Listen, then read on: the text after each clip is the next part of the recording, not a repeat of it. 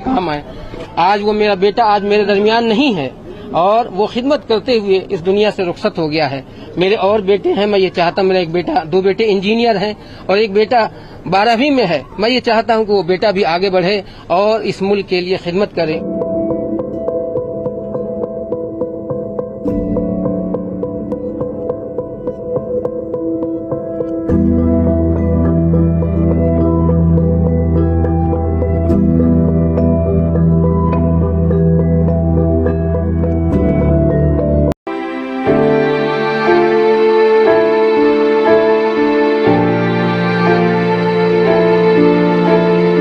Doctor انس ہمارے جی T B hospital کے ایک ڈاکٹر تھے.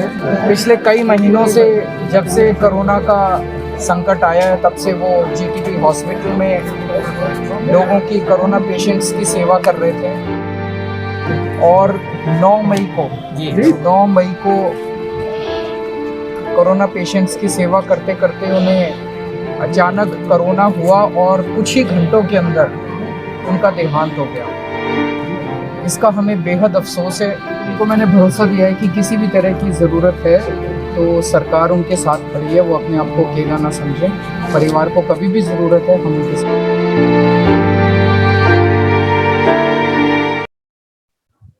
میرا بیٹا انس مجاہد بہت ہی محنتی لڑکا تھا اور اس کا ایک 26 سالہ جو زندگی ہے اس کی بہت ہی مختصر زندگی اس نے پائی ہے. لیکن اس 26 سالہ زندگی میں اس نے خود ہمیں بھی اور دوسرے لوگوں کے لیے بھی وہ انسپائریشن کا ہے، ذریعہ رہا ہے.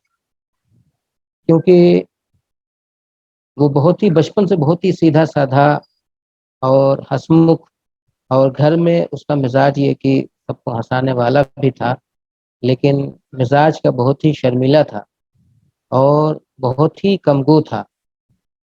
لیکن وہ اس کی دلچسپی پڑھنے میں بہت زیادہ تھی. اور اس نے شروع میں اس کے بارے میں بتاؤں کہ اس کی شروعات جو ہوئی الفلاح اسلامک اسکول میں، اس نے گونڈا میں دلی میں جو ہے وہ 8ویں کلاس تک اس نے پڑھائی کی.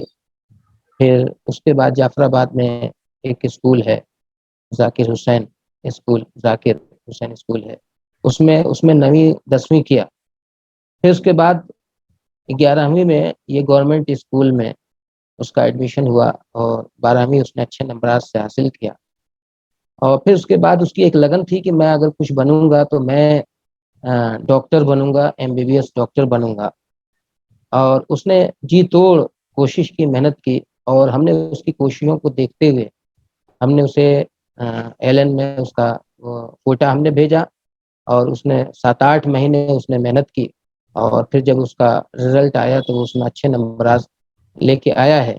اور پھر اس کے بعد اس کا Delhi university college of medical science میں، جو کہ دلشاد گارڈن میں، جس کے انڈر GTB ہاسپٹل ہے، گرو تیغ بہادر ہاسپٹل ہے، اس میں اس نے 2015 میں ایڈمیشن لیا سپٹمبر میں. اور اس نے ہر سال وہ کامیاب ہوتا رہا.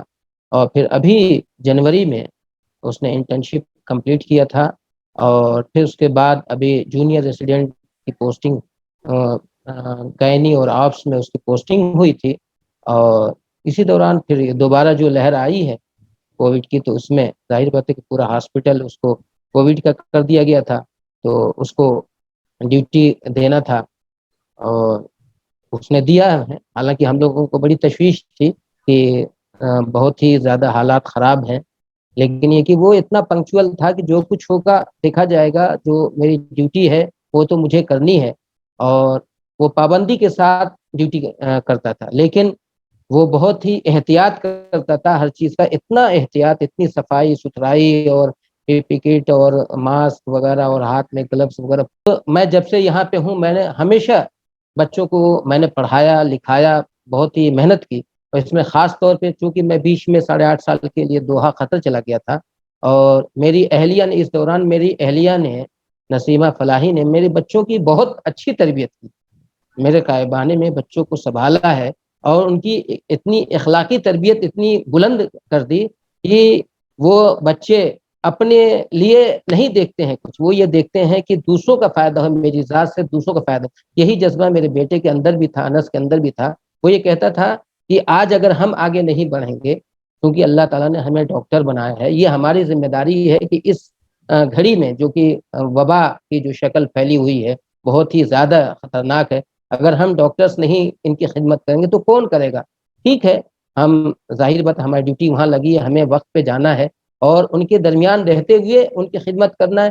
اپنے کو جتنا ہم بچا سکتے ہیں بچائیں گے، اور اس نے بچایا بھی، ہمیشہ اس کا بہت ہی احتیاط کرتا تھا، لیکن یہ کہ ظاہر بات ہے کہ اس نے اپنی جان کی پرواہ نہیں کی، اور اس نے اپنی جان اللہ کے حوالے کر کے مریضوں کی خدمت کیا کرتا تھا۔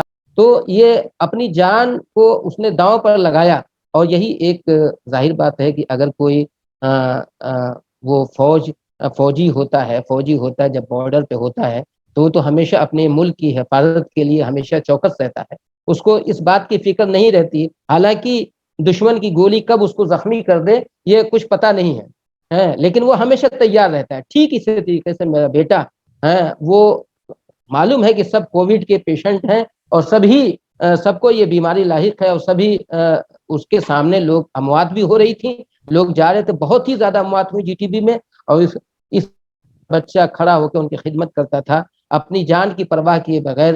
لیکن یہ کہ جب اللہ نے اسے بلانا تھا اور اس نے اپنی جان اللہ کے حوالے کر دیا، اس طریقے سے اپنی جان کو قربان کر دیا۔ میرے بچے دیگر، میں یہ چاہتا ہوں کہ ملک کے لیے، اس ملت کے لیے، آنے والے لوگوں کے لیے وہ فائدہ مند ہوں، سود مند ہوں، کارآمد ہوں، یہ میری خواہش رہتی ہے، پہلے بھی تھی، ابھی بھی ہے اور آگے بھی رہے گی انشاءاللہ تعالی، تاکہ قوم و ملت کا فائدہ ہو۔ ایک سوال یہ ہے کہ کس طرح کے ریئیکشنز لوگوں کے آئے جب ان کو معلوم ہوا کہ آپ کے بیٹے نے اتنی بڑی قربانی اس سماج کے لیے، اس دیش کے لیے دی ہے؟ لوگوں کے کس طرح کے ریئیکشنز آئے؟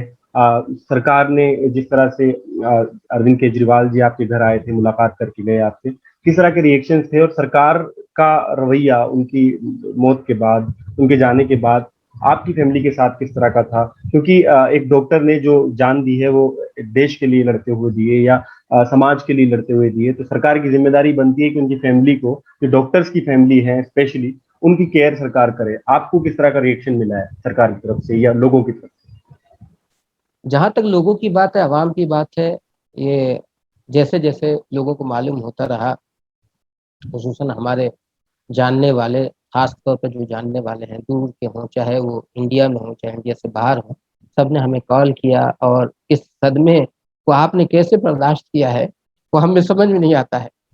اور یہ کہ اتنا دن ہو گیا، ہمیں ہمت نہیں پڑ رہی تھی کہ ہم آپ سے کیسے بات کریں، ہم آپ کو کیسے تسلی دیں، لیکن جب ہم نے آپ کو دکھا کہ آپ نے خود اپنے جذبات کا اظہار کیا ہے اور یہ کہا ہے کہ جیسے میرا بیٹا اللہ کی راہ میں شہید ہوا ہے اور دوسرے بیٹے بھی اس ملک کے کام آئے، تو جب ہم نے آپ کا جذبہ دیکھا تو آج ہمیں ہمت پڑ رہی کہ ہم آج آپ سے بات کریں۔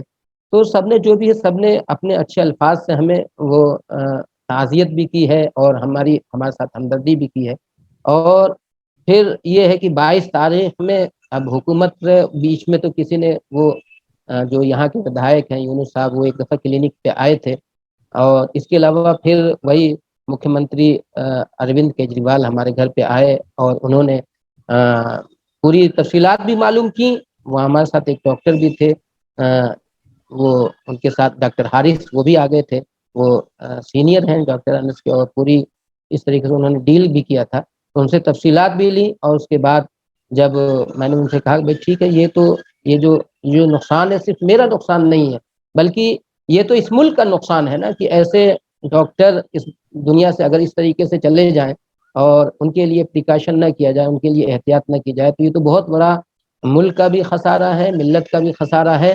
تو اور یہ کہ ہم یہ چاہتے ہیں کہ ٹھیک ہے، جس طریقے سے اس نے یہ خدمت کی ہے، ہمارے اور بچے بھی خدمت کریں، میں بھی خدمت کروں، اور جب بھی ہمیں ضرورت پڑے گی اس ملک کے لیے، اس ملت کے لیے، ہم حاضر ہیں۔ وہی میں پوچھنا چاہ رہا ہوں کہ 26 سال کے نوجوان کے کچھ خواب بھی ہوں گے، کچھ چیزیں ہوں گی جو آپ سے شیئر کی ہوں گی انہوں نے، تو کس طرح سے دیکھیں، جہاں تک اس کے مزاج کی بات کہتا ہوں کہ وہ ایک اللہ پر اس کو توکل تھا۔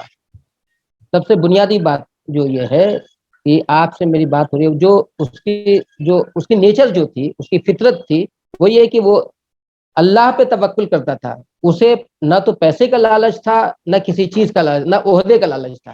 وہ یہ تھا کہ میں انسانیت کے کام آؤں اور اپنے اس پیشے کے ذریعے لوگوں کی زیادہ سے زیادہ خدمت کروں. اور صحیح معنوں میں میں جب اس کے جانے کے بعد ہم نے اس کا موبائل کھولا تو اس نے جو غریب پیشنٹ ہوتے تھے ان کی بڑی اس نے خاموشی سے خدمت کی. وہ تو ہمیں بعد میں پتہ چلا. اسی طریقے سے اس کا مزاج یہ تھا کہ لوگ سیدھے راستے پر آئیں، سیدھے راستے پر صراط مستقیم پر چلنے والے بن جائیں. اور اس کے لیے وہ اس کے ٹویٹر ہینڈل کو اگر آپ انس مجاہد کے نام سے سرچ کریں تو چھوٹی چھوٹی آیات کو لے کے اس کا انگلش ٹرانسلیشن وہ اس نے پیش کیا ہے. اور اس طریقے سے وہ کیا ہے کہ اصل جو خالق ہے وہ اللہ تعالیٰ ہے. ہمیں آخرت کی فکر کرنی ہے، دنیا کی فکر نہیں. دنیا تو جیسے تیسے کٹ جائے گی، لیکن ہمارے پیش نظر اگر آخرت رہے تو دنیا میں بھی ہمیں کامیابی ملے گی، اور آخرت کی کامیابی جو ابدی کامیابی ہے وہ ہمیں مل کر رہے گی. تو اس کا فوکس وہ یہ تھا. وہ نماز کی پابندی کرتا تھا، روزے کی حالت میں وہ ڈیوٹی کرتا تھا، اور ڈیوٹی میں کوئی کمی نہیں آنے دیتا تھا. چاہے وہ پی پی کٹ پہن کے کتنا ہی شرابور ہو جائے پسینے میں، لیکن ڈیوٹی کرنی ہے تو ڈیوٹی کرنی ہے، صرف اس وجہ سے کہ میرا رب راضی ہو جائے. وہ دنیا کو خوش کرنے کے لیے کوئی کام نہیں کرتا تھا، صرف رب کو اللہ تعالیٰ کو خوش کرنے کے لیے وہ کرتا تھا. وہ سب اللہ تعالیٰ کو راضی کرنے کے لیے وہ ساری کوششیں کرتا تھا. وہ صدقہ بھی کرتا تھا، روزے بھی رکھتا تھا، اور اسی طریقے سے وہ اپنے ساتھیوں کے درمیان وہ خاموشی سے میسج دیتا تھا کہ لوگ ایک اللہ کو پہچاننے والے بن جائیں، اور جو ان کا خالق ہے، جو ان کا رب ہے، اس کی اطاعت کرنے والے بن جائیں. تو یہ اس کی سوچ تھی. اب اس سوچ سے آپ پتہ لگا سکتے ہیں کہ اس کا مزاج کیسا تھا، تو اس کی فکر کیسی تھی، اس کی اٹھان کیسی تھی. اور اگر اللہ تعالیٰ نے اس کی زندگی دی ہوتی تو آگے ملت کے لیے بہت ہی کارآمد شخص ہوتا. جب یہ ہوا کہ وہ ہمارا بچہ بہت ہی کریٹیکل کنڈیشن میں ہے، تو ہم لوگ کو تو یقین ہی نہیں آیا. مجھے اور بہت اچانک سے ہوا سب کچھ. جی کسی کو گھر کے کسی فرد کو یقین ہی نہیں آیا. اور اس وقت جو ہمارے اہلیہ کی زبان پہ صرف دعائیں جاری تھیں، اللہ میرے بچے کو بچا لے، اللہ میرے بچے کی حفاظت فرما لے. جو بھی دعائیں ان کو یاد تھیں وہ ساری وہ پڑھتی رہیں. ایک آخری سوال آپ سے میرا یہ ہے کہ آپ بھی ایک ایسے پریوار سے ہیں جس نے اپنے بیٹے کو کھویا ہے جو کہ ڈاکٹر تھا. اس وقت ڈاکٹرز کی فیملی کو، یا جو فرنٹ لائنرز ہیں جو پہلی فہرست میں کھڑے ہو کے کورونا وائرس سے لڑنے کا کام کر رہے ہیں، سرکار کو ایسے فیملیز کے لیے، ایسے ڈاکٹرز کے لیے اور کس طرح سے پلاننگ کرنی چاہیے؟ یہ جو ابھی سرکار پلاننگ کر رہی ہے کہ آپ سنتشٹ ہیں، آپ کیا سجیشن دینا چاہیں گے لوگوں کو؟ آپ کیا سجیشن دینا چاہیں گے کہ وہ کس طرح سے اپنے، جیسے آپ نے ایک قربانی دی ہے، لوگوں کو یہ کس طرح سے قربانی کا جذبہ جو ہے اپنے بھیتر پیدا کرنا چاہیے؟ دیکھیے، میں تو سب سے بنیادی بات وہ یہ کہتا ہوں کہ ظاہر بات ہے کہ ڈاکٹرز ہی تو مریضوں کو دیکھیں گے اور ان کا خیال کریں گے. تو حکومت کو چاہیے کہ وہ تمام فیسلٹی ڈاکٹرز کو مہیا کریں جو کہ ان کو مطلوب ہے، تاکہ وہ بغیر کسی اس کے ڈر کے وہ مریضوں کی خدمت کر سکیں. عموماً یہ ہوا جیسے پچھلی مرتبہ جو لہر تھی اس کی، تو اس میں ہمارا بیٹا بتاتا تھا کہ کبھی دستانے نہیں ہے، تو کبھی کٹ نہیں ہے، تو کبھی یہاں تک کہ ماسک نہیں ہے، تمام چیزیں. تو اب اس مرتبہ یہ تمام چیزوں تو تھیں، لیکن جو چیز کی جو کمی تھی کہ مریضوں اور ڈاکٹرز کے درمیان جو اور پریکاشن ہونی چاہیے، جو اور احتیاط ہونی چاہیے تھی، وہ احتیاط کی کمی تھی، جس کی وجہ سے، جیسے میں اس کی سب سے بڑی ایک مثال دوں کہ جو لوگ جو فرنٹ پہ وہ کام کر رہے ہیں، جو ڈاکٹرز کام کر رہے ہیں، ان کو ویکسین نہیں لگا اب تک. بہت ہی کم لوگوں کو لگا، صرف 3% لوگوں ڈاکٹرز کو لگا ہے. تو آپ ڈیوٹی اس کو ویکسین تو لگوا دیں تاکہ وہ اپنی طرف سے پوری، اور جب ویکسین لگ جائے گی تو وہ ظاہر بات ہے کہ انشاءاللہ تعالیٰ وہ اور محنت سے کام کرے گا، اور ڈاکٹرز جو ہیں اور محنت سے کام کریں گے کہ بھائی میں تو پروٹیکٹڈ ہوں، اس کے علاوہ جو بھی پریکاشن ہوتی ہیں وہ ساری ہونی چاہیے. تو جو اس میں جو لیپس ہوا ہے وہ یہ ہے کہ ویکسینیشن کے بغیر ہی ڈاکٹرز خدمت کرتے رہے. تو یہ حکومت کی ذمہ داری ہے کہ ویکسین کی دستیابی ڈاکٹرز کو سب سے پہلے کریں، اور جو بھی ہے ڈاکٹرس ہوں نرسیں ہوں وہاں پہ جو دوسرا عملہ ہے سب کو ویکسین لگوائیں اور پھر ان کو خدمت کے لیے بھیجیں.